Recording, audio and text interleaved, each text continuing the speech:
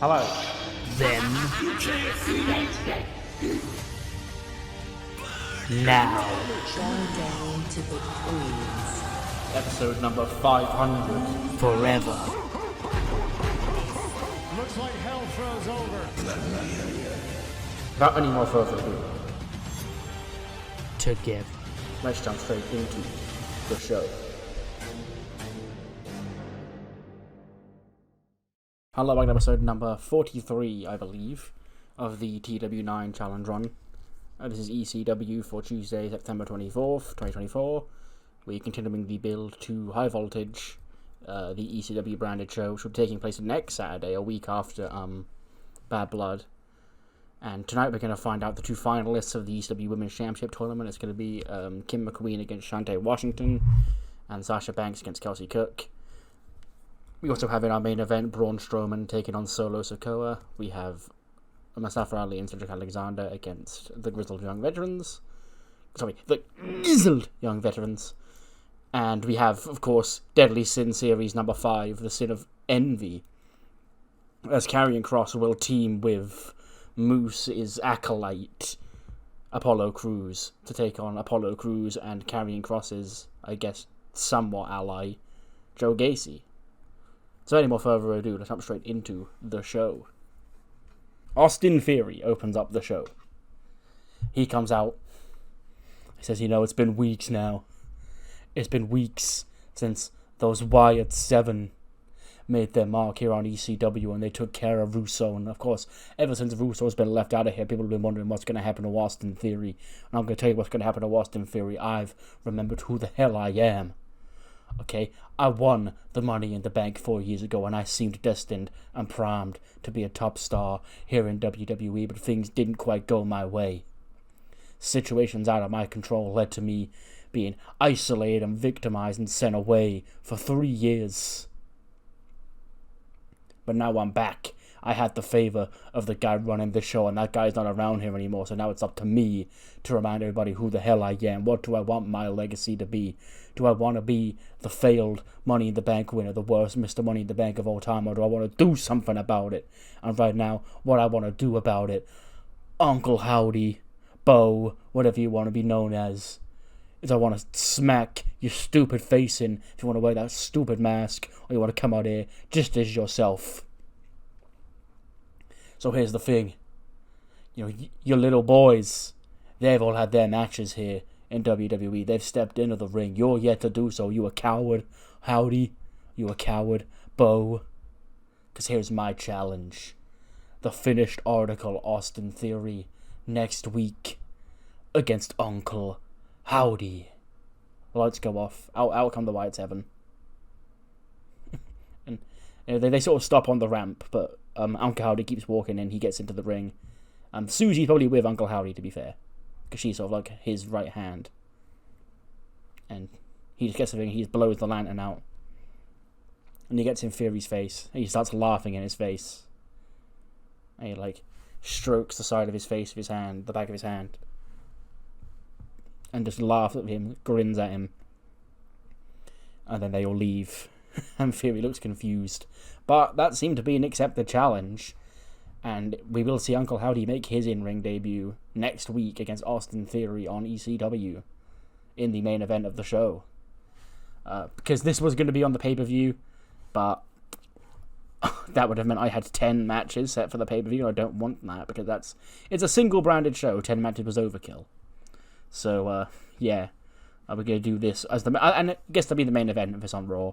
So yeah, Theory and Uncle Howdy main eventing ECW next week. 85 rated opening match. The old tradition of a blue rated tag team match opening up ECW continues. And it is Mustafa Ali and Cedric Alexander who pick up the win over the Grizzled Young Veterans. Mustafa Ali pinning Jagger Reed with the 054. 80 for Cedric, 93 for Ali, 77 for Jagger, 78 for Riott. And yeah, ahead of Ali's match with the leader of Tech as ZSJ at High Voltage, he does pick up a win. He's been driving home that ZSJ is a bad leader for these two, and maybe he sort of proved it tonight because him and Cedric, he credits Cedric Alexander's recent change of fortunes to himself as well. They are still friends. They're just not an official team anymore. But they're off doing their own thing. But yeah, will it be Ali coming out on top at High Voltage, or will ZSJ come out on top? I'll have to wait and find out. Just over a week away from that show. They get a backstage interview. Kelly Kincaid is with RVD. And he walks in and goes, Rob, it's always great to see an ECW original, a former WWE champion like you here on ECW. You made your surprise return after being fired by Vince Russo 2 weeks ago against Jey Uso in the opening match of ECW. So, well, what's sticking around? Why is Rob Van Dam still here? He goes, well, Kelly, other than this being, ECW and myself being one of the great ECW originals, and one of the lucky ones from my generation, still lucky to be doing this at a high level, I figured it's sort of my responsibility to give back to the future here on ECW, to give back to the guys in that locker room, the guys who I look at like people looked at me back in the day, like people looked at Rey Mysterio, Chris Jericho, Lance Storm, all those guys. And then Dudley Davis walks in. He goes, oh, all right, Rob. Growing up, you were like a big inspiration for me. And it's great to have you here on ECW. Like you said, it wouldn't be ECW without Rob Van Dam. And recently I've had a bit of a rough time here on ECW, so it would mean the world to me next week if you and I could do the damn thing in this ring on ECW. Because, well, there you go, Kelly. I've already made my impact. This right here, guys like Dudley, are the exact reason why I wanted to come here to ECW and stick around. So yeah, Dudley Davis and RVD next week. Should be fun. We then get the fourth. We had Hook and the Dudleys 2 weeks ago. Last week we did Sheamus and Rey Mysterio. So I've got the last two of these television championship scramble promos. This one's Kevin Owens. We show all the photos of him growing up as a fan. ECW shirt. Okay. A guy like me was never supposed to even make it to WWE. So that's why when I began training, I've been doing this for so long now that when I began training, ECW was still around. ECW was in its prime when I was just getting into this industry. And a guy like me seemed destined to make it to ECW, but unfortunately ECW closed down by the time I really got to make a name for myself in this industry. But now, ECW's around here again, and I'm one of the top stars on this division. 16-year-old Kevin Owens will be proud that current Kevin Owens is wrestling here on ECW. But all that's for nothing if I don't get to become a champion. Kyle O'Reilly, he's a good friend of mine. We go way back. It's not about him. It's not about Sheamus. Not about an idol of mine like Rey Mysterio, or the son of an ECW legend in Hook. It's my time. I'm a prize fighter. I've been long overdue another piece of singles gold. And at High Voltage, I'm taking it home. 75, that's really good for this. Kim McQueen and Shantae Washington in the semi-finals of the ECW Women's Championship Tournament.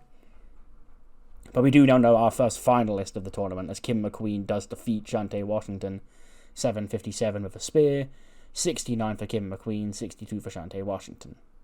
And yeah, she advances to the final, which next week she will face the winner of Kelsey Cook and Sasha Banks.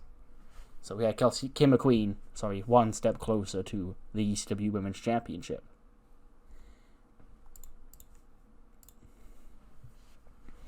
They get a Paragon promo. And Adam Cole's just smiling. He goes, it's another great day to be Adam Cole, baby, and to be the Paragon. Do you know why that is? Because it's another day that I wake up ECW champion. We're another week closer to ECW's branded pay-per-view High Voltage next weekend, right? To defend my championship against the former champion Jey Uso. But last week, Jey, he wanted to come out there and try running his mouth to me and to my boys and to Paragon. And what did he get for it? He got a smack in the mouth. Not even from me, but from other people in his life that he's pissed off recently. That being the former ECW champion Warden, and that being his own family. His own twin brother can't stand his ass. But when you're Adam Cole, baby, you're on top and life is good. Okay, people don't stand you, but you don't care because you're the champion. You'll lead this Paragon to new heights. But to get there, what we're going to do is take care of the last dead weight. That's Jey Uso. So next Saturday night, be prepared to yeet your last yeet. Because main event Jey Uso, I'll send you back to be opening match tag team guy Jey Uso, while Adam Cole, baby, the world champion, continues thriving. But hey, I'm sure your cousin will have you back. Right? Then fade from that to Paul Heyman and Jimmy Uso sat in Heyman's office. So I've been trying, he hasn't gone back to me. And Heyman goes, well, what happened last week to Jey at the hands of Warden? You've experienced that quite a lot yourself recently, Jimmy. And are you sure that a high voltage one-on-one singles match against Warden is the way you want to go? Jimmy goes, look, I know I may not come out on top on that, but I got to avenge myself. I got to avenge Jey. Okay, I got to make myself right in this damn family, because this damn family did everything to me, and I stabbed y'all in the back, and I've got to make up for all that. But hey, what about you, wise man? Have you heard from your guy? And Heyman's like, my tribal chief has been off Earth since the attack at the hands of the Bloodline a couple of weeks ago, and with high voltage coming up, I'm starting to wonder if my tribal chief will even be back. It's rough times for the family right now, Jimmy. Which is why I'm sort of happy to have you here, welcoming yourself back to the family. I'm sure Roman Reigns would appreciate it wherever he is. And Jimmy goes, well, there's still a lot of work to do, Oos. But we'll always be the ones. 75. Sure. Apollo Crews got the highest rating in this match. He gets 71. Okay. And yeah, so this is a fun match. It's like, because it is the Reed of Envy. This is the Envy match. And it is ultimately that envy that leads to Moose's downfall. Because, like, as we've established, Karrion Kross doesn't particularly care for Joe Gacy. Gacy's doing it, I guess, to get relevancy or whatever. He's just unhinged. Does Joe Gacy even know what he's doing? Who knows? But, like, Moose and his disciple, Apollo Crews, are, like, they're actually close. So when he sees Karrion Kross teaming up with Apollo Crews, like, you can actually see him, like, off his game. Like, he doesn't want to hit Apollo. Like, you got to wait for Karrion to come in. But Karrion doesn't care. He'll beat up Joe Gacy all he wants. And so, yeah, it is that ultimate envy of seeing his own partner team with Karrion Kross that leads to Karrion hitting the Nothing personnel on Moose, pinning him to go 3-2 up in this 7 Deadly Sins series. 71 for Apollo, 64 for Karrion, 67 for Joe Gacy, and a 54 for Moose. So Karrion leads. There's only 2 more sins to go, the sin of gluttony and the sin of pride.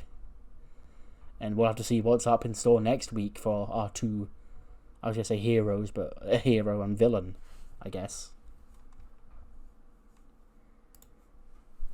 The final promo comes from the god himself, Kyle O'Reilly. He takes a seat in, like, a church graveyard somewhere. And he's just taking in his surroundings. Because there's a lot to this life to live. You gotta live this life to your fullest. And my time here in WWE has been, very hit or miss. The Undisputed Era, when we came up to Raw together, we were flying. I became a tag team champion so soon after my arrival. Then once that fell apart, I sort of floundered for a while. Lost myself. But now I've found myself because I know who I am. I'm the god. And I get a lot of comments from people saying, why does Kyle O'Reilly call himself the god? Does he know he's not omnipotent? Of course I do. I'm not some literal omnipotent force of power over this division. I'm just that good at what I do. When I step into the ring, there's nobody that can do what I can do quite like I can do. And that should be the new standard for ECW. Now, everybody in this match, I've got a lot of respect for all these people. We came to be friends on our united quest to overthrow Vince Russo and his terrible running of the show. Kevin Owens, I've known that guy for years. Rey Mysterio, he's a legend. Sheamus, a fellow weird ginger guy. And Hook, the second generation superstar up and coming. Do any of these people have what it takes to outsmarten the god, to out-wrestle the god? we'll have to wait and see, because all I know is this. This championship was stolen from me months ago. And when I got back here, I was lucky enough to get it back. So I'm not going to just get it taken away from me so soon. I have to pry it from my cold, dead hands. But luckily, in this world, this god is immortal. At High Voltage, I will still be the television champion.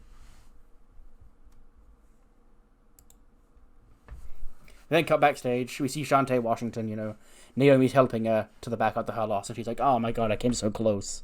I almost had that championship, the semi-final, and that could be the biggest break of my career. I can't believe I threw it away. And Naomi's like, nonsense, Nobody expects you to get that far. You've impressed a hell of a lot of people in that tournament right now. There's definitely people back here who's taken notice of you after that big performance. They've taken notice of both of us. And that's what that championship tournament was all about. It was about spotlighting the women here on ECW. So you may have lost, but you only really lost if you don't learn from your experience and you don't grow from it. Like I glow from it. And then Ruby Riott walks in and she goes, oh, I get it. Like glow because, you light up. Goes, can I help you? He's like, yeah, I just overheard you waffling on about, this tournament and how you keep losing in this tournament and how, it's okay because people are going to be impressed. Here's my reality check, okay? Because I'm pissed off too. Nobody's going to remember that performance in your tournament, Shantae. You did really well for who you are, but it's done now. Because nobody remembers second best.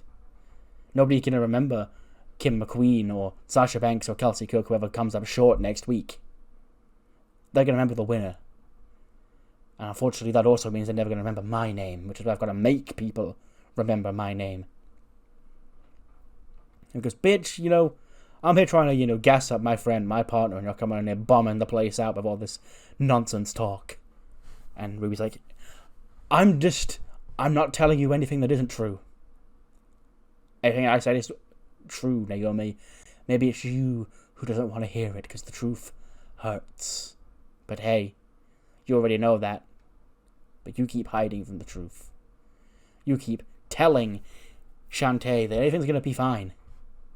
Because the more you convince yourself that and the more you keep losing, the more opportunities there are for me, somebody who actually knows the reality of the situation. And she walks off. And Naomi and Shantae sort of look there, stand there awkwardly, like, well, what the fuck? She's killed the vibe. 86. Back-to-back blue-rated matches for Kelsey Cook. But this one doesn't go as well as the last one did. Indy Hartwell's out there. She distracts Kelsey Cook. Sasha hits that interest rate.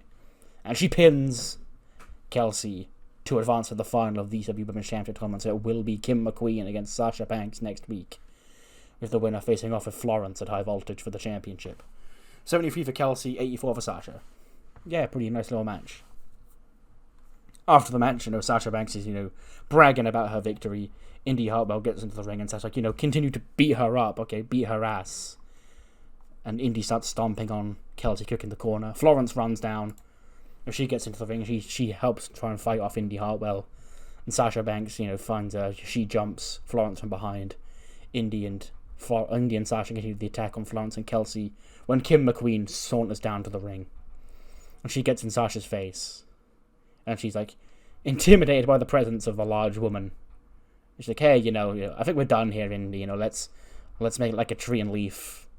And then her and Indy, scoot out of the ring, back up the ramp. Kim McQueen, helps Florence to her feet. Bends down, picks up the championship, holds it in her hands for 2 seconds, stares down at it, and Florence is like, hey, what the fuck, bitch? Give it to me. And she hands it back over to Florence.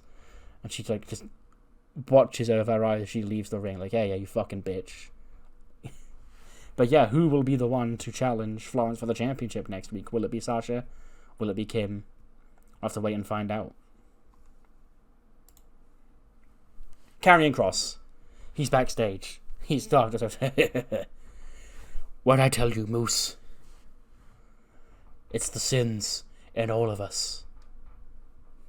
But some of us, they learn from their sins. Some of them use them to their strengths. Others use them to their disadvantage. And that ends up being their downfall in their most dire situations. What you saw tonight was the consequences of your emotional attachment to your disciple or your Apollo Crews. And your envy, it showed, because I had no envy tonight. I turned my inner envy into anger and to punishment for you. So next week, let's end this little game. 7 Deadly Sin Series number 6, the sin of gluttony. Now, gluttony, in its most literal term, is a overconsumption of food, or of drink, or of any sort of consumable beverage. But you know what I consume, or what I thrive off of, Moose? Pain. So to me, the best form of gluttony is an overindulgence in pain. And he grabs like a leather strap and like smacks it on a wall or something. He goes, "Did you hear the sound of that, Moose? Can you imagine that cracking on the back of a human body of flesh and blood?"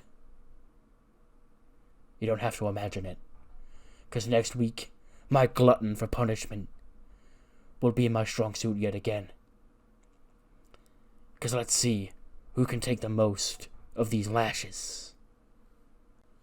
So yeah, gluttony was one I had to be if I had to take a fucking creative liberty with, because I could have easily done an eating contest, but that's very much not in the spirit of this feud. So I was like, what can be the gluttony? Karen, he thrives off punishment and pain.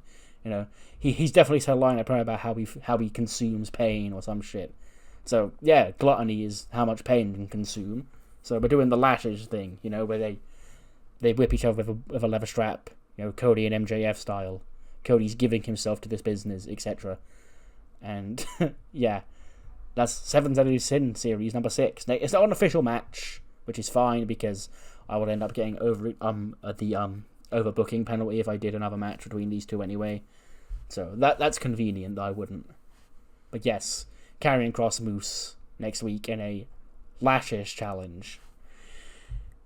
Speaking of next week, it is the go-home show before High Voltage. And we have a completely stacked full show for you, including the final of the ECW Women's Championship Tournament, as Sasha Banks and Kim McQueen will face off, with the winner going on to High Voltage next Saturday to face off against the ECW Women's Champion Florence. Both women had a bit of a weird stare down with her earlier on tonight, so which way is it going to go? We'll have to wait and find out. Plus, in the main event next week, Uncle Howdy will make his in-ring debut on the ECW brand as he takes on Austin Theory after weeks of torture and torment on the former Mr. Money in the Bank.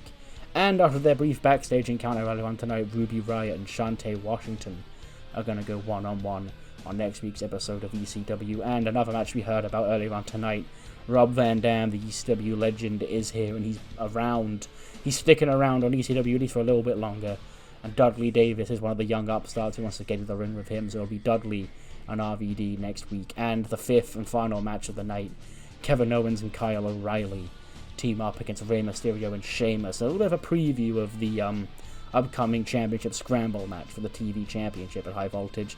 And it's not technically a match, but it is episode number 6 in the 7 Deadly Sin series. Karrion Kross currently leads 3-2. Next week is the Sin of Gluttony, and they each meant glutton for pain and punishment as we do a Lashes challenge. 90 rated main event. Let's go. That's fucking a lot better than I thought it would be, because it's Solo Sikoa against Braun Strowman. I put a creative finish on here though, so it's fine. But yeah, Solo does win, obviously. 14 minutes and 22 seconds with a Samoan spike. I imagine Braun does go up top at some point for like a splash or something. But then whenever Braun goes up top, it's only going to end badly. Solo hits a Samoan drop off the top rope on Braun. Then Samoan spikes him, pins him. 77 for Solo, 81 for Braun. And yeah, the Tongans are challenging Joman for the ECW Tag Team Championships at High Voltage, and Solo's against Roman Reigns. So yeah, that's a big momentum shift for Solo. But after the match, Solo and the Tongans do get into the ring. They drag Joe Hendry into the ring as well. The Tongans lay Joe Hendry out. And Solo continues the assault on Braun Strowman. He sticks a Samoan spike thumb into the throat of Braun Strowman again. He backs up into the corner. He gets Tonga lower to go and grab a steel chair. He tosses it into the ring. It bounces off the top rope, hits him on the head, and then he slides it in the ring. And he puts it in. Him and Tama Tonga hold the chair over Braun Strowman's face in the corner, and he's going to go and deliver that running hip attack. He's going to take Braun Strowman out. When out comes the OTC. Roman Reigns storms out to the ring. Tama Tonga and Tonga Loa, they let go of the chair. They rush up the ramp to go meet him. Roman Superman punches both men. And then he rips his shirt off. Solo's in the ring calling him on. Roman gets up onto the apron. He gets into the ring. Him and Solo go face to face. They start exchanging strikes. Solo throws the first punch. Roman throws back. Bang, bang, bang, bang. Solo then, Roman goes to hit. He bounces off the ropes. He goes to hit a Superman punch. Solo super kicks him. He sort of rocks Roman. He rocks him again for another super kick. Solo goes to grab the steel chair and take Roman Reigns down. But Joe Hendry's up, and he steals the steel chair from Solo Sikoa. He delivers a steel chair shot to the gut of Solo, who turns around. Spear by Roman Reigns. And Roman stands tall over Solo. He sticks the ones in the air to end the show. So technically, from an assist from Joe Hendry, Roman Reigns has laid out Solo Sikoa to close out the show. Let's go! Oosh Joe, the honorary use, here tonight.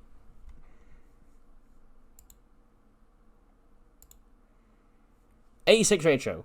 We'll take that. Nice little ECW show. What matters more, that's what you thought of the show. Do let me know in the comments below. And I'll see you next time for SmackDown, which is their go-home show for Bad Blood. See you then.